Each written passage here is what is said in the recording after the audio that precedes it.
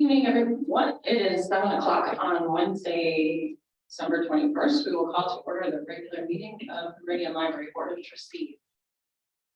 We will begin with item number 1 on our agenda, the consent agenda. Consent agenda items are considered to be routine and are acted on with one motion. We'll not have a separate discussion on these items unless a member of the board requests that an item be removed from the consent agenda discussion. Volunteer and invent any trustee. Do that. Seeing none, we have on our agenda, our consent agenda, regular meeting minutes from November 16th, 3 minor policy reviews, collection development policy, retirement policy, unintended youth policy, 3 job description revisions, and an updated salary schedule. All of these items were included in our packet for your review. I'd entertain a motion to approve the consent agenda. Move that we approve the consent agenda. Thank you, Laura. Second. Thank you, Destiny. All those in favor? Aye. Opposed? Motion carries. That brings us to item number 2 on our agenda, approval of the November 2022 financial reports. We did have all of the financial report packet, all of the packet in our packet, as well as a informative report from Emma, which was very helpful. Thank you for that. Do you have additional comments to add? No. Thank you. Laura, anything to add? I just appreciate Emma's efforts in getting everything ready for the audit and going back through our previous year's budget. Thank you so much. I would certainly echo that. I appreciate that there's a lot of detailed work to do around wrapping up the year. So I appreciate your diligence there. Questions from the trustees on the financial reports? All right, entertain a motion to approve them. I move to approve the November 2022 financial reports. Thank you, Jeff. Thank you, Destiny. Any further comment? Hearing none, all those in favor? Aye. Opposed? Motion carries. That brings us to item number 3 on our report, the director on our agenda. I'm sorry, the director's report. We have the written reports from both Nick, our director, and all of the departments in our packet for your review. Nick. Awesome. All right, see if I can get the right distance here. So we had a guest presenter that had to reschedule for some personal reasons, and we will be bringing back Lisa McGrath. She's presented to the board before. So when we are able to reschedule her, we'll get her on a future agenda, and we will bring social media policy back at that time as well. She is a social media expert, and so we will kind of have those go hand in hand when we bring those together. We've also spoken with ICFL, and they will be sending a presenter in either January or February, depending on their availability, to do a presentation to the board on library board expectations and guidelines and things like that. So we'll have one of their people come and speak to us in a future board meeting. In the last day or so, we had 2 donations, one for $100 and one for $200. One was super excited about what we're doing at Orchard Park, and another one had a note saying, "Good job." It seemed to be in relation to some of the things that we see going on with our library on social media. So along those lines, I spoke with the MLD Foundation today, and they were able to update me on their t-shirt sales. As of this afternoon, they were at $56,000 in t-shirt sales in the last week and a half. And this was in large part due to a video of a supporter of ours that was posted on TikTok. The purchases, from what I hear, have been made in every state in the US and several overseas countries as well. But a large number of them are predominantly in our area. So we've had a lot of people reach out with kind words and supporting statements, phone calls, social media posts, and whatnot. So we have a lot of community support out there. Just want everybody to make sure that we're not focused only on the negativity. We have a lot of people that are supporting us and approve of the work that we this month we have our assistant director and our executive assistant started. And Trisha is in the back. Trisha used to be with us for many years before going to Boise Public Library and then Idaho Public Television. She's stepping into the assistant director role, and it's been onboarding for the last couple of weeks. Trying not to feed her too much all at once. We have Dan in the audience with us. He started onboarding today, and he is going to be the executive assistant. I'm going to try to ease him in as well, but we're excited to have both of them with us. It helps us round out most of our admin team. So we'll be hitting all cylinders here soon, hopefully. We also acknowledge that we do have police here again tonight, and we thank them for being here and helping us. Unfortunately, we had to ask them to be here and also at my house due to some unfortunate misgivings on social media. So I wrote down something. I just wanted to share it with the staff the other day, but I want to share it with the board and with our supporters as well, and with staff again. But there's a quote: just because someone treats you as their enemy doesn't mean you have to treat them as yours. So some words of wisdom from a TV show on Disney Plus.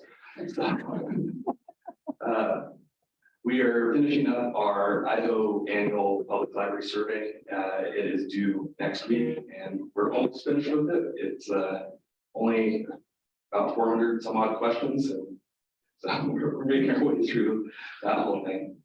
We did get one public record request in the last month, but we will be setting up a new public record request workflow system that will be implemented in the first quarter of 2023. It'll help streamline how we process those on our back end. We did get some questions from a local newspaper regarding our request for reconsideration. And so that kind of goes hand in hand with the collection development policy that we passed earlier a few minutes ago with the consent agenda. On the consent agenda, I just want to remind everybody the other quote. I'm really quote happy this month. That a good library has something to affirm everyone, and that is at the heart of what we do to build our collections here for the Meridian Library District. For capital projects, we were hoping to have Tom here from MSR to tell us about Orchard Park a little bit more. I will say, having been out there this afternoon, it's looking great. They're doing a lot on the inside, and we have a few delays from ceiling tiles that are going to push us from largely moving in right at the beginning of January, but I believe we're a week or possibly two behind. So we're not off schedule necessarily, but things have scrunched up a little bit on the our timeline. So we'll learn more as materials become available, and hopefully we can start getting everything in. The furniture will be delivered throughout the month of January, and we'll begin the setup process once we have full occupancy. And I've reached out to Brighton to get an update on South Branch, and I'm still waiting word on that. So as of tonight, I have no updates on South Branch. Thank you, Nick. Questions on the director's report? No report? Chair, Go ahead. Nick, have there been any requests for consideration in the last month? No, there have not. And then can you tell me more about the library annual survey? 400 questions. What kind of what's the audience? What are the questions? So it's something that's required by the state. It's sent out through ICFL, and largely it's there's a huge section on financials, and then just some basically library demographic stats, like what's our address, how many buildings do you have, how many, how many people visited your library, how many reference questions, how many programs, those types of things. So they're really simple. It's just a matter of rounding them all up from the various sources. And that's how they aggregate it to say here's the state libraries in Idaho. Yeah. Thank you. it's pretty great. You can go back and see that data for many years ago. They really send out a packet with all the different libraries and all the data collected. I think I have them going back until the 80s, at least in the office. Madam Chair. Go ahead, Laura. Nick, I noticed in the report you said we have 45 applicants for about 4 to 5 positions. Are we starting to see more applicants? Or is it about the same? I would say it roughly the same. It's highly dependent on what the position is. So, you know, for some positions we've had 2 or 3 applicants, and for some we'll have 20. It largely comes down to the position, and we haven't seen massive changes other than the type of position that is available. Additional questions? So Nick, related to the statistics for the library survey, so door count statistics, I noticed they're not in mid, that we get on check-ins and check-out. I know in the past we had some trouble capturing those door counts. Are we still collecting them and how do they? We are still collecting them. I don't have those numbers, but I can make sure that we get them for January, and I can do a comparison year over year. Yeah, I mean, I would be interested in that. That's kind of the 3 things that I always like to quote when I'm talking to folks in the community is number of card holders, number of visits, and annual checkout. So exceed 1 million. Card holders exceed 50,000. Door count for the visitors. After I'll have those 3 called out in the next meeting, and I'll do a year over year for all 3 as well. I appreciate that. Thank you. And then the Funds raised from the t-shirts, that's all supporting capital expenses at Orchard Park, is that correct? Correct. So they are now able to fully fund the sensory kits at Orchard Park and a large number of other items that they had wanted to support and hadn't had the funds to do so. And now they're able to fully fund a number of projects at Orchard Park. It's fantastic. I think we all know the construction costs for Orchard Park and then South Branch to come now to the mature renovation from our levy passed in 2019. So all of that is.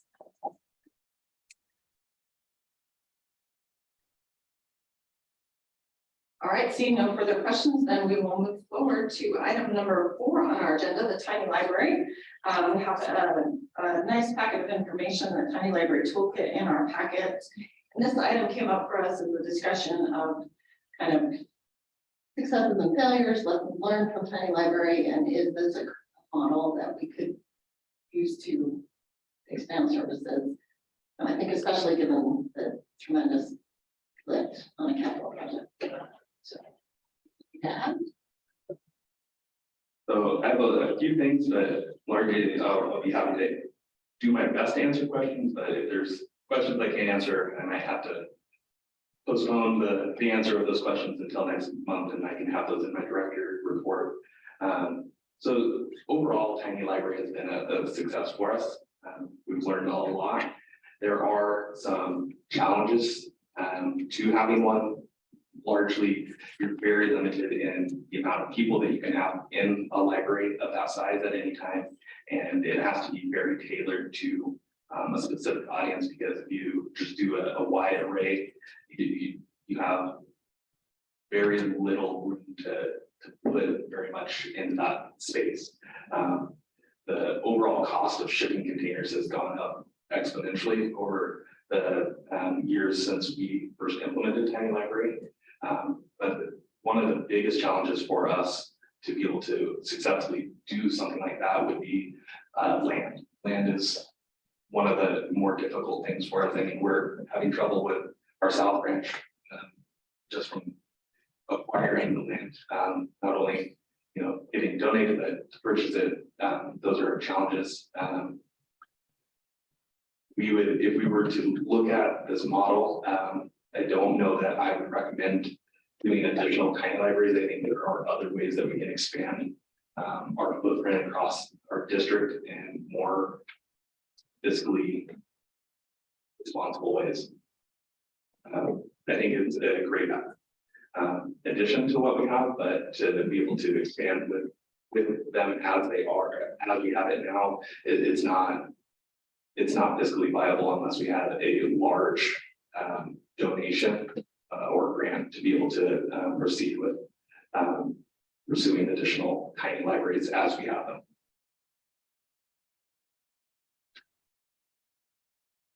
Well, I think the location of that one at the Y is a unique space. I mean, right, you have bathrooms available through the Y and you have a lot of traffic, the traffic coming there anyway, and have a courtyard. Great. So, Yeah, the only way that it's truly viable for us is because of our community partners. but I think I'm interested in this idea in ways of economically expanding our footprint because you know our community is huge. Serve and win.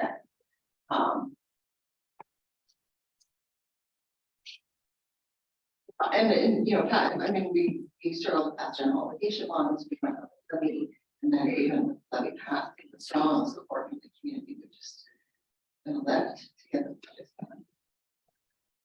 The branch libraries is the best way to expand our physical footprint from a non-permanent solution.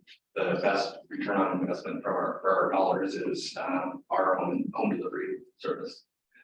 We're able to far exceed the number of checkouts and people served through that model. And we are with Tiny for the amount of money that we spend. Madam Chair. Yes, go ahead, Josh. Nick, thank you very much for the information. And you answered a couple of questions I was having about the financial implications. I would say that the Tiny Library Toolkit looks like an exportable, sellable thing to other libraries that are going to be experiencing growth in their community and be something that would maybe save them a lot of grief in the planning process, that sort of thing. So I'd recommend pushing that out proactively to, you know, regional libraries or maybe even the Idaho Library Association. I think it's well, it is. I was kind of shocked that it looked like the number for those anybody watching online or that maybe wanting to will something to the library district for $250,000.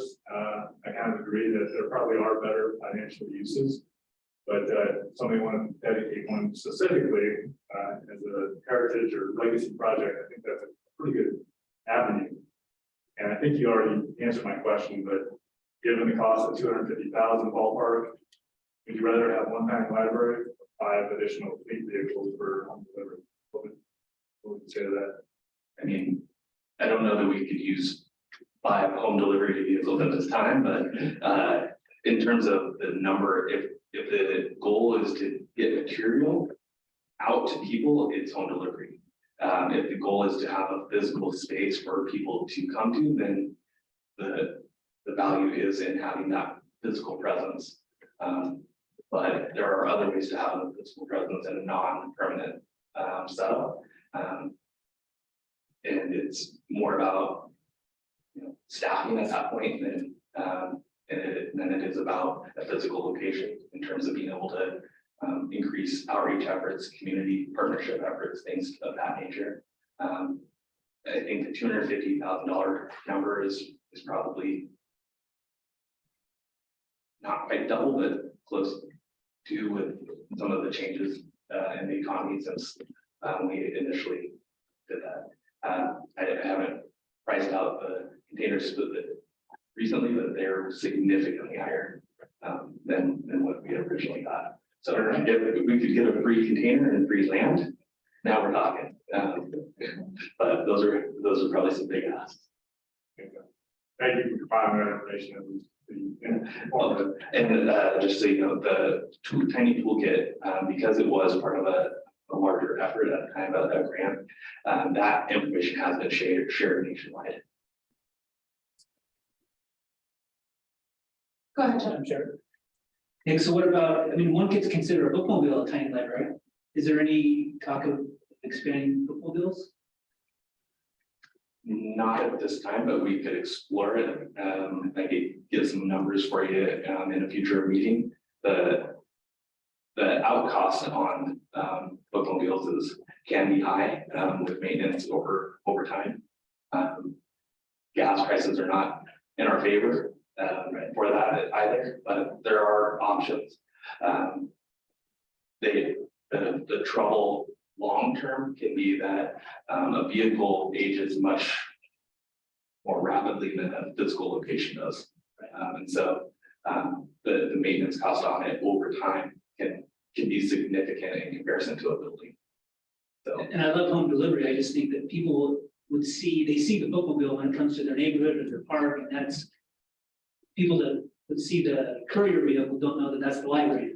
They do know. So, yeah, it's definitely something to look into, especially as we even when we get the new buildings from the levy online and do the renovation here, we will still be far below the recommended national average for square footage per populace. So we're always going to be behind the 8 ball on that. So I think we do have to legitimately consider all of those options. I don't think we could do any of it though until the levy expires, just due to the capital cost involved with the projects that we have on the table still. But it's something that we should be exploring over the next 6 years, 7 years. We can't do now. Yeah, I would echo some of those thoughts as well, jump on the bookmobile and help, right, all of it. I mean, I think I the more 10 years ago, thinking a little bit about at some point that bookmobile is gonna end its wonderful life. It'll just park you. It'll be the tiny like. It'll be the kind of that, we'll just park it there. No one will why. Yeah, it's 30 years old. Let me see if I can do. I believe it is, I want to say 24 years old, Yeah. but that is a complete guess off the top of my head. Yeah, no, that's fine. It is, it's been around a while. But, you know, it has internet access, right? So I know during the pandemic, it's not that we're remote schooling, we use it for I was here for school and things like that. So the internet, you can, you know, walk on them. That's just like a. So, It hasn't come to me, but be interested in the evaluation. That's thing. There are some other options out there as well. One of the options that I've looked into just a tiny bit, but it's worth exploring further, is prefabrication and being able to build a new permanent facility using prefabricated builds. It can dramatically reduce the out cost of building a new structure. One of the libraries in the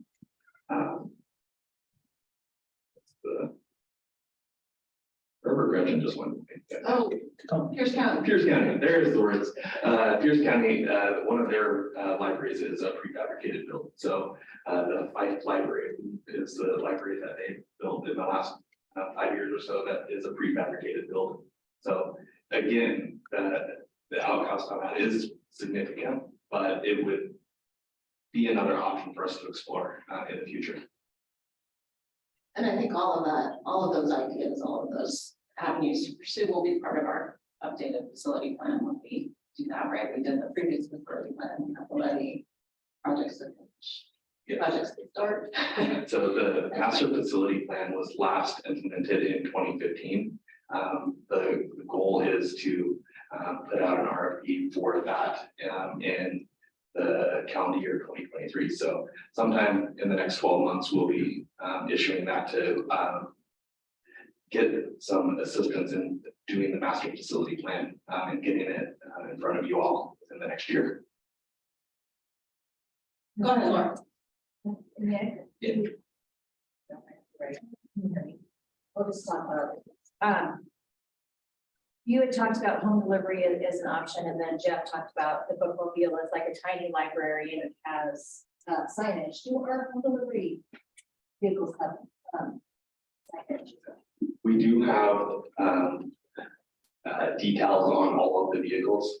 They are not as elaborate as what is on the bookmobile or the Sprinter. Wrapped and. It is not, but it is something that we're exploring, and one of the things that I've asked the team to look into is the ability and legality of being able to get a wrap sponsored. And so being able to advertise it, donated by XYZ and doing a full wrap. And to allow us to have the high visibility without the cost associated with it. So we're looking into it, but we've not made any significant headway on that yet, but I would love to do something, especially for the home delivery vehicle, because it is one of our best marketing tools on a day-to-day basis. Being out in the community, making the 60 stops that it makes every day. So I would love to do something with that. And I was just informed, Mobile is not as old as I thought. We got it in 2003. And so it is 19 years old. Young for a person, old for us. Any other comments, questions? All right, then that brings us to item number 5 on our agenda, future agenda items. As Nick mentioned in his report, we will have the social media policy back before us, likely in January, as well as a presentation Lisa McGrath has presented to us before and did an excellent job. So I look forward to that. We will have updates on our capital projects. The opening date on Orchard Park at some point will be exciting. Other items for consideration. Madam Chair, is it too soon to look for a grand opening plan, even a draft for Orchard Park? I can have them, we have outlines of what it is, but I can have that for you, assuming we have occupancy by the next board meeting. Sure, yeah. Because that will significantly change the plans, but the goal will be to have, and kind of give a brief piece of it. We'll have tours like we did with Unbound leading up to the opening. We'll do a ribbon cutting, preferably the Friday before doing the grand opening on a Monday. So that's kind of gives us the weekend to clean up from the ribbon cutting and get everything ready to go for a Monday opening. So that's kind of the ballpark of the real condensed version of what we're looking at. Great, thank you. And we're also cognizant of the schools spring break and making sure that we're making it as available to everyone to attend the ribbon cutting from a staff and a board perspective. So Right. All right, seeing none. It's 7:28 and we are adjourned. Thank you all. Merry Christmas. See you next year.